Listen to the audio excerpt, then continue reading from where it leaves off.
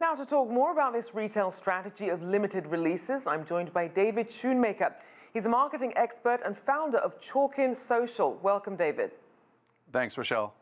So as we look at this scarcity business model, the strategy of the drop, this social media frenzy it creates, why is this all working so well for Supreme? You know, I think it's just the day and age right now. Everybody wants an immediate like on social media. Everybody wants to be seen. Supreme does a great job at doing limited runs of products that builds demand. And at the same time, what they do is they have celebrities and they have hipsters and all the cool people wanting to wear them. And that makes everybody else want them even more. And we have, secondary sales that are 3 times or 4 times higher than the actual price that they sell them for in the store.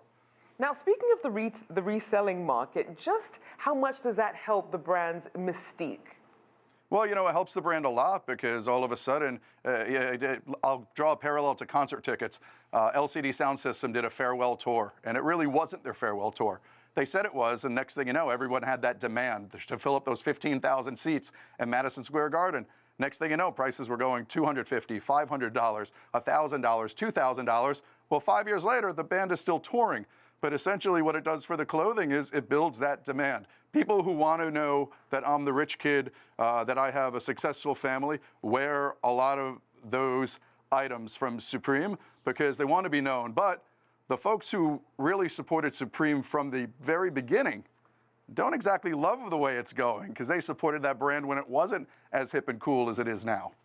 So then, speaking of what happens to a brand, then, if there's other retailers looking on at what Supreme is doing and thinking, that seems easy, how risky is this approach? Well, I think it's a bit risky only because you're buying such small quantities that you are obviously paying more for those particular items. So your margins then need to be higher because you're paying more for that product. The only risk that you really take is if you dilute the popularity of the product. If suddenly the wrong people start wearing the product, if they start having too many products that just are very low quantity, and that will then deplete or, reduce the amount of demand for that particular product. So it's kind of a game where, if we release 100 of these shirts and 100 of these hats, well, maybe next time we only need to release 50. But the bottom line is to keep creating brand new products to build that demand. And they'll continue to have a line of 200 to 300 people out the door. And this is happening now with, Vediment and other brands as well that are also just creating this demand model. People want what they can't have. It's again, I relate it again to concert tickets. You have 500 tickets that you can give away for a venue. Well, the minute they're sold out, there's a demand to get those tickets and people will pay more for it. So talk about some of the other brands that are also using this strategy. You can go on social media and you'll see thousands of brands. You can go on any brand on the website and everyone will have a new product, limited supply, only 5 remaining. So there's a lot of, single or 2-word directives that just sense urgency for the consumer. Oh no, there's only 1 left. I need to buy it. There's the special of the day at your local deli. There's a special of the day at the local sandwich store with the special soup. Everyone wants that soup that day because they know they can't have it for another 3 weeks or so. Now, you raise an interesting point about the mindset of consumers that allows brands like Supreme to really reach this status. What does either this fear of missing out, what does that do mentally when people see these deals pop up? Well, when these deals pop up, it gives people that sense of urgency. I need this now.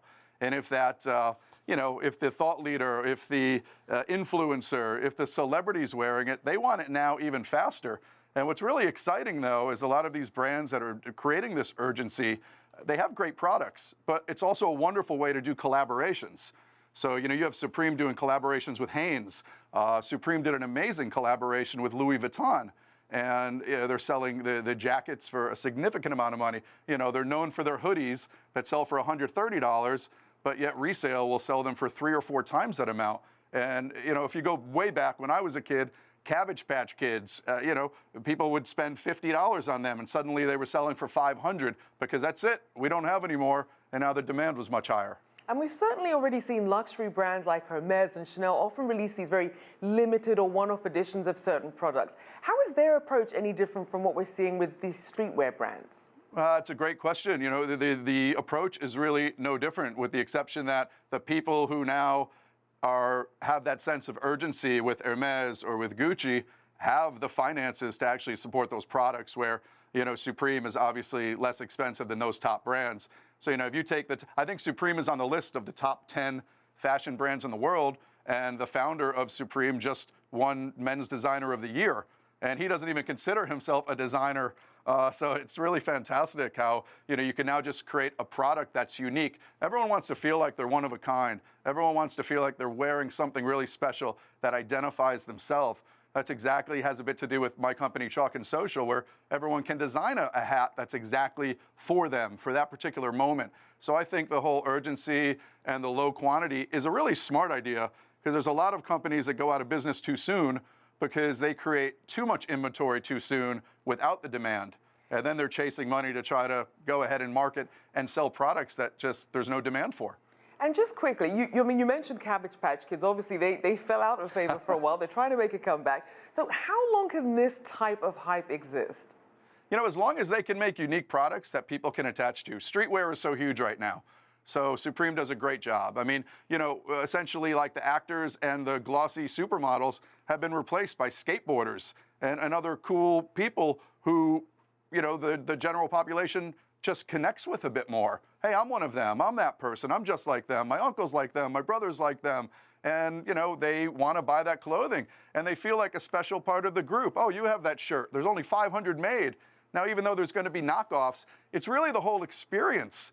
It's that whole experience of waiting in line, making new friends in line, having that experience where you go in the store, they might not even have the product that you wanted anymore, but essentially you're going to end up buying boxer shorts or buying socks or buying something that you'll still feel some fulfillment, but you didn't get that limited item that perhaps you want. So it's a great, they used to call them lost leaders in stores, where where a store would lose money just to get clients in so customers can purchase other items. They don't do lost leaders, but they essentially have these limited editions that when they're out, and then you're basically forced to buy other things in the store. So it's a fantastic model that I think is working, and obviously if others are following, and they just sold 50% of Supreme for $500 million.